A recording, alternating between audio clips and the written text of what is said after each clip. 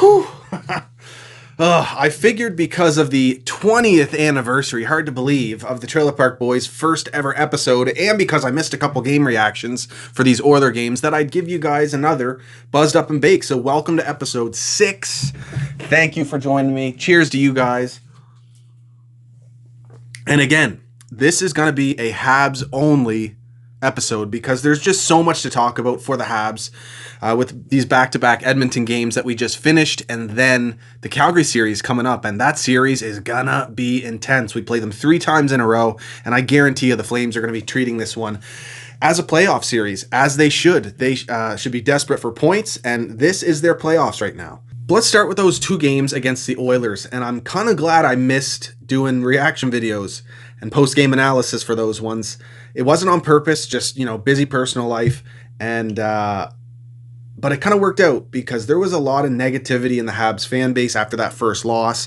Lots of crazy takes being thrown around that I was starting to fall into because I was fucking livid after that loss. It's just these games mean so much, and I think a lot of the emotion from Habs fans right now, including myself, is coming from the fact that we just desperately want to see this team earn a playoff spot, and we're being trailed by the Calgary Flames after, kind of having a lot of padding on them and starting off the season so strong. I think it's just been a lot for us to handle. So I was starting to kind of fall into the negativity, and I think if I would have done videos, I would have for the loss, I would have said some things I regretted, and then even for the win last night, I think we need to take an approach where we're not getting too low after losses and high after wins. Because as negative as it was in the Habs fan base online after that loss, to see it completely switch around, and there's barely any talk about Caulfield now not playing, and be like completely positive. It's just kind of funny to see how bipolar us as fans can truly be. But nonetheless, let's get into these games now, and I want to try and present both sides of the coin because there's a lot of shit being said right now. And so that first game, I thought we played a great 50 minutes.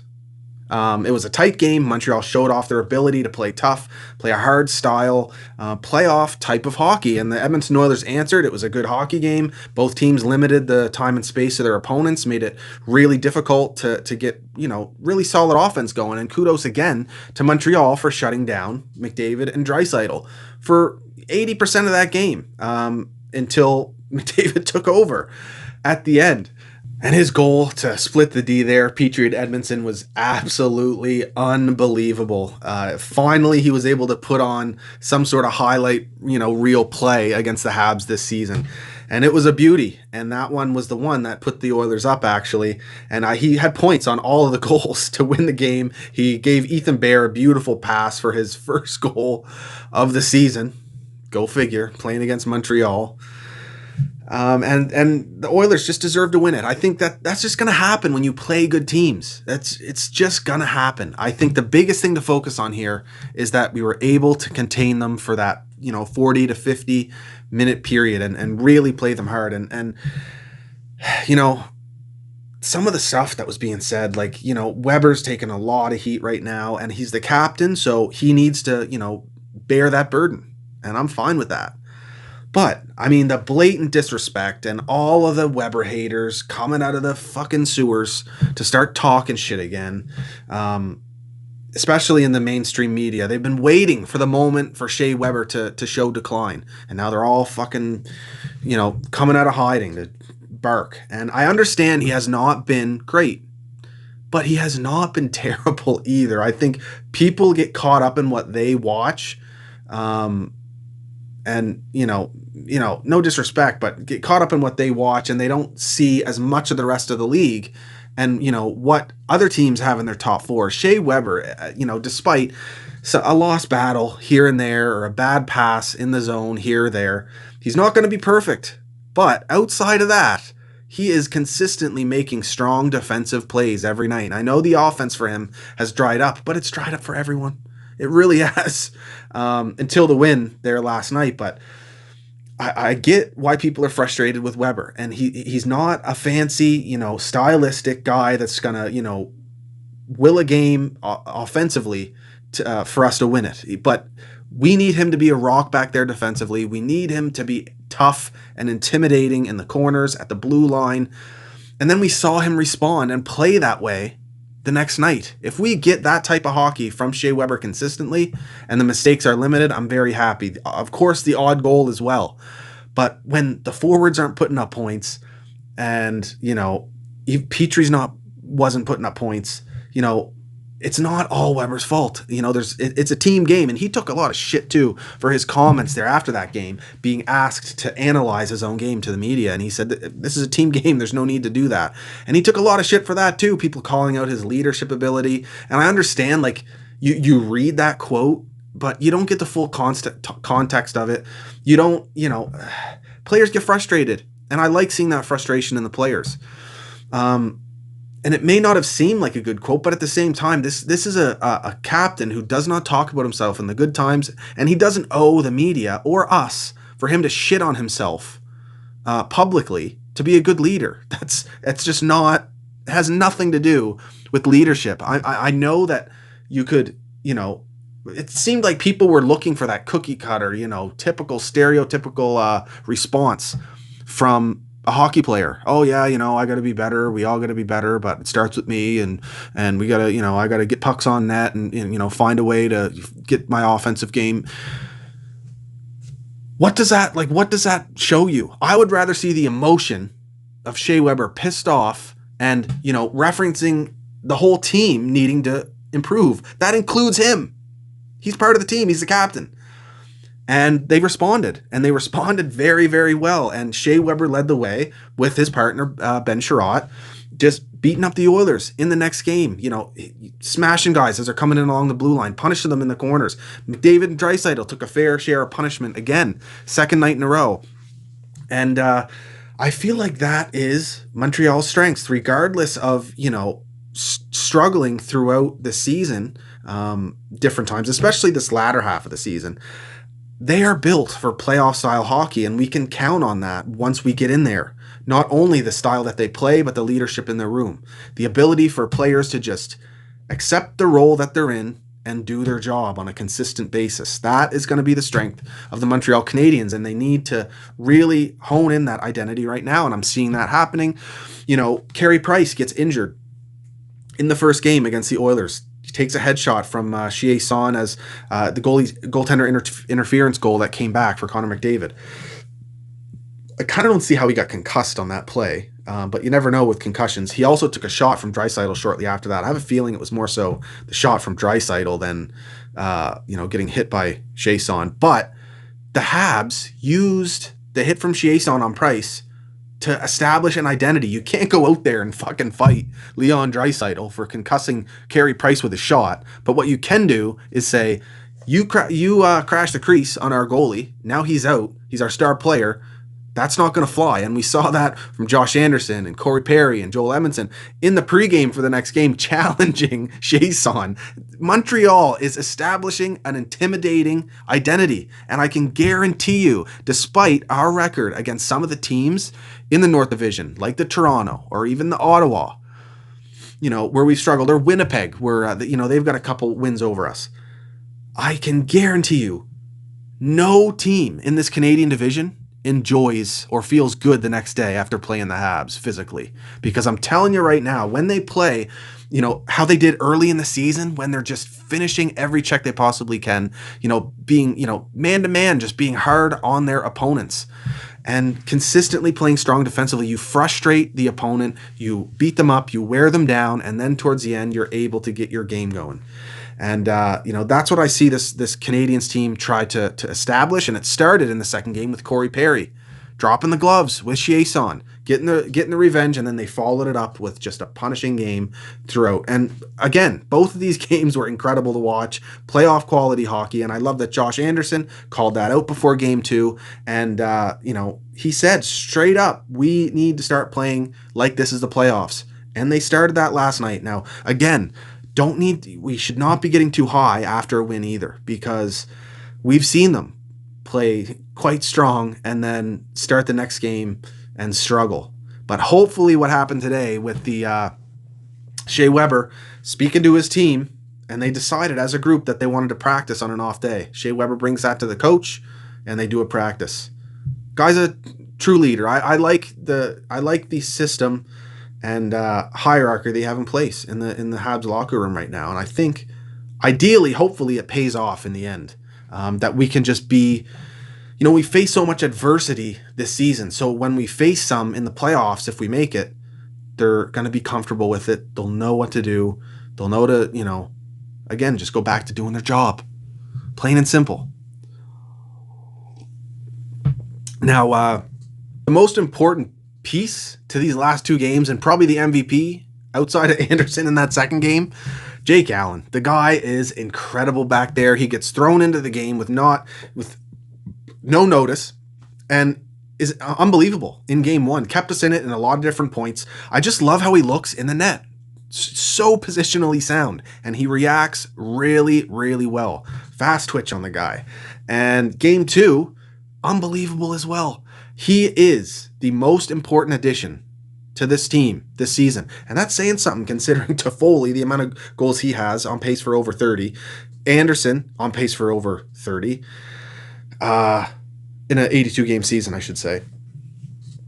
But Jake Allen, if Price had been out this season and we had Lindgren and no offense, Lindgren or McNiven or Primo, it's a question mark. You're up in the air because they're not proven.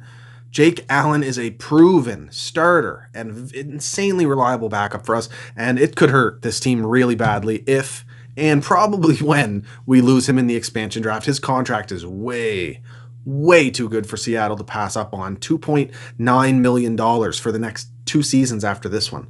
So, but just enjoy him while we have him, and he could be a incredibly key piece to this team he will be towards the end of this season, and then maybe even in the playoffs. You never know. Now, granted, Carey Price is known for absolutely, kickstarting the engine at the end of seasons. We've seen it numerous different times.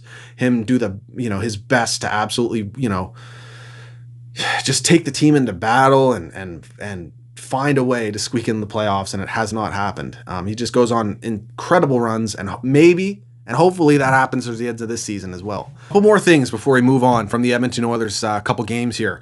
Jesperi Kotkaniemi was lights out in game 2. I cannot be more impressed with his progression. It's just, even this season, you're seeing him improve and get just more confident and more comfortable with the limited space in the NHL. We saw him set up the first goal in the second game. He challenges the middle of the ice, and that's how you create high danger offense. Comes in, gets the entry, challenges the middle of the ice, switches his attack angle, turns around, starts skating backwards. And because of that, he backs off the defender, and it allows him to have just a foot or half a foot more of space to work with. And he opens up the passing lane and puts it directly on the tape of Arturi Lehkonen. The way Kotkaniemi is finding passing lanes lately, and I'm gonna say it again, it continues to remind me of Ryan Getzlaf. If you watch him play, man, he just knows where his teammates are. And he knows not even where his teammates are, where his teammates' blades are, or where they're gonna be. And he finds them with these laser passes, often along the ice, or just barely off the ice. That is what Kotkaniemi has been doing lately, and it continues to impress me. And a few different guys have flubbed on his chances, I think, not expecting that they were just all of a sudden going to find their stick or find the puck on the blade of their stick just out of nowhere, even on a 2-on-1 a couple games ago with Josh Anderson. So he's continuing to improve in that sense. He's one of the youngest players in the league, 20 years old, and he is challenging guys physically. Hit a Oilers player into the bench there the other night. And the more he fills out and the more he's able to play that power forward center game, oh my God, it's just I know that people are going to continue to have this Brady Tkachuk versus Kotkaniemi debate for, probably years. It's going to go on and on, especially where Tkachuk's in our division. But there is no doubt in my mind that we made the right pick in Jesperi Kotkaniemi. No doubt in my mind. And people comparing him to Lars Eller are out to fucking lunch, dude. Out to lunch. He's going to be extremely fun to watch progress. And, that being said, again, still, and I think we've seen at different points throughout the season that, because Suzuki and Kotkaniemi are so young, I think there is part of them, that, this season's probably wearing on them. It's a lot to ask for two young guys like that to play top six. I mentioned it before the season started that could be a weakness for the Habs, and I think it has been in a few different games here. But to see Suzuki and Kotkaniemi continue to respond, I think it has maybe affected Suzuki more. A lot of his points, especially goals, are coming on the power play. But he'll figure it out too, and just over time we'll get more and more accustomed to being an NHL player and an NHL center. And speaking of centers, this one from the Edmonton Oilers, Connor McDavid. And I gotta walk a fucking fine line here, I'm telling you, because I don't wanna shit on him. I mean, he's Canada's next Gretzky. He's Canada's next Crosby, or whatever you want to say. He's the best and most skilled player in the NHL. And that, no doubt he is. But I have a really, really hard time becoming a fan of him. And you're going to fucking call me crazy for saying this, but I'm almost more of a fan of Austin Matthews and the way that he plays the game than McDavid. And, I hate seeing Austin Matthews in a Leafs jersey because, especially this season, I've really gotten to see how good he's become. He's honed in his defensive game, and he's been dominant for good portions of the season. But McDavid, on the other hand, in the same sense, I mean, he's no doubt one of the best players, if not the best player in the league, but I'm having a hard time becoming a fan of him. There's a couple things he does that just really irritate me. The first thing, obviously, the elbows that he throws. Phantom elbows whenever he gets the chance, even if it's just he goes in for a check and the player rolls off the hit, he will throw out his arm to hit the head of the guy who rolled off the check. And it doesn't look like anything, but he's definitely doing that on purpose to, I don't know. There's that, and then there's the obvious ones. The one on Kotkaniemi a few weeks ago, he hit Byron, elbowed him. He elbowed Perry, who probably sold a little bit, but nevertheless he did elbow him straight to the chin. Might even have, got I think at one point he got a butt end on someone. I don't know if that was the Perry play, but nevertheless, it's just greasy. And we get, oh yeah, he faces a lot. He gets hacked and slashed, and blah, blah. That's hockey, Yes, maybe the referee should call those a little bit more, but he got away with murder the last couple games here against the Habs and didn't get penalized for a lot of his greasy plays. He got away with just a fine on what could have been a 1-game suspension for him, and at this point, he's a repeat offender for targeting the head of players. He's got to eliminate that from his game, because I'd like to be a fan of him, but there's another thing as well that gets me. And now, granted, he's on Team Canada. I'm going to be out of my seat when he's fucking dangling all the other countries. But there's another thing that just fucking grinds me with Connor McDavid. He challenges goaltenders and skates directly into goaltenders or through their crease with impunity. Doesn't get called for the contact that he makes with them. And even in the second game there, he did the same thing. He it's a skill play, and it's a great play. He skates through, beats our defender wide, and, on his edges, he's turning towards the net, skates directly through the crease, and Jake Allen just has his paddle down on the ice. He's trying to make a play in the crease as a goaltender. Connors trips on the stick, and Allen gets a tripping penalty. I can understand if that's outside of the crease, but how, Allen didn't purposefully trip him. I think, and there's been numerous examples throughout the league and his career so far where he just steamrolls into goaltenders. And, if a guy like him is going to play that way, and when you see him skating down the wing with that type of speed, and that, there's a very good chance I'm going to get beat here, and then he's going to challenge my goalie like that, I do not see why it is frowned upon for a defender to step up and I'm talking cream him at the blue line or hip check him as he tries to get by you. I feel like that's an extremely strong defensive play. And despite him being a superstar, I mean, especially if he's going to steamroll and challenge goaltenders like that in their crease, even the goal he scored, the breakaway goal he scored in the second game, he skates into the net.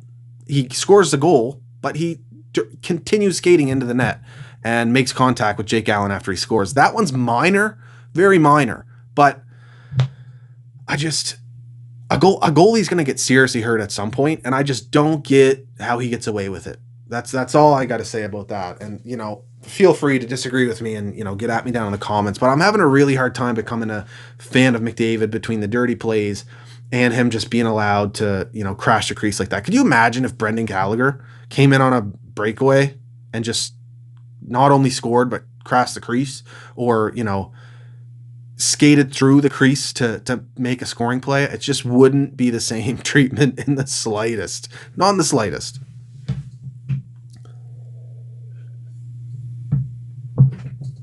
It sucked to lose the first one.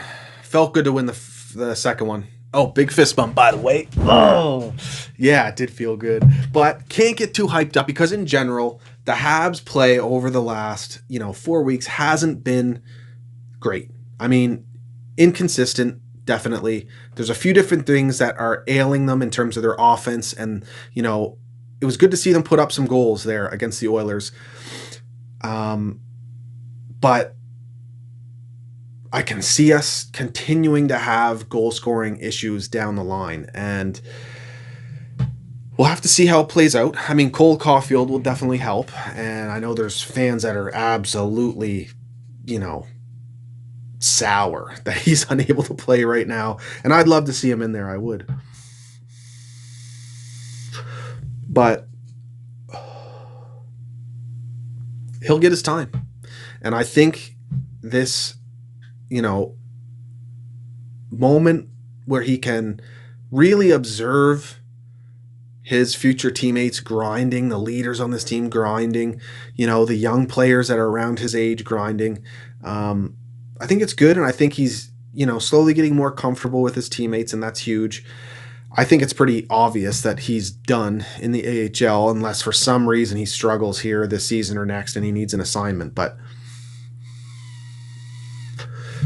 I think his chance is going to come up. Habs obviously need an injury because of the cap and the, limited roster moves they have left, but we're just going to have to be patient and find a way to win without him for now. But the goal scoring issues could continue, and as much as it's on the forwards for their inability to finish, I'd love to see some more depth scoring from, Lehkonen. Hopefully he can build on his goal from the other night.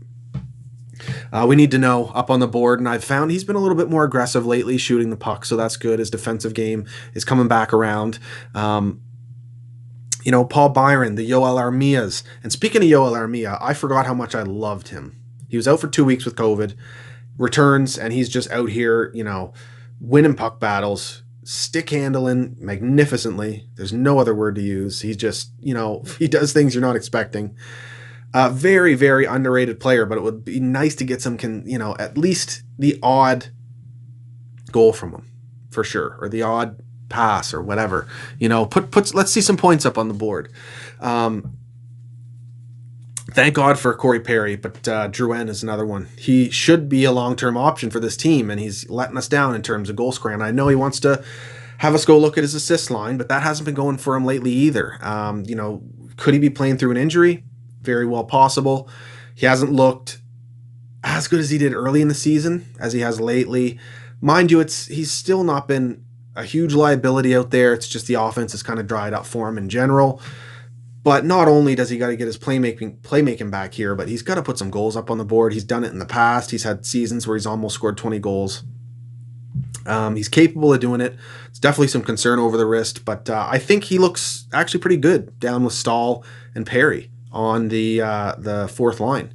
You got two veteran smart players in Stahl and Perry, and Drouin, who can be out there and do his thing offensively. hopefully anyway.